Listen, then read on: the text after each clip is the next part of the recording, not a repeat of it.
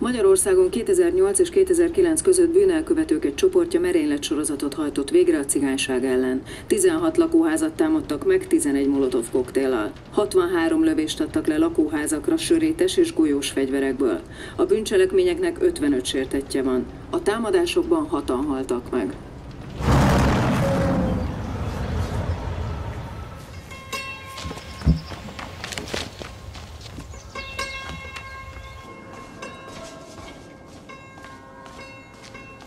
Tavaly véresre verték az Újvári néni.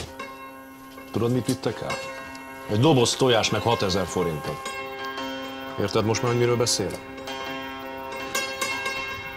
Várjál?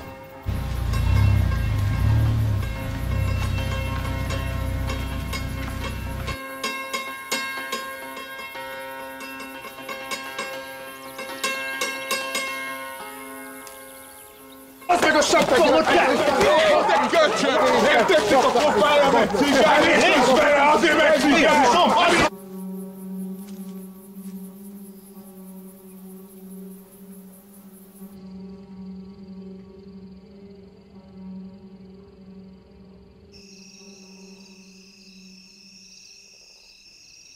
Aludjatok.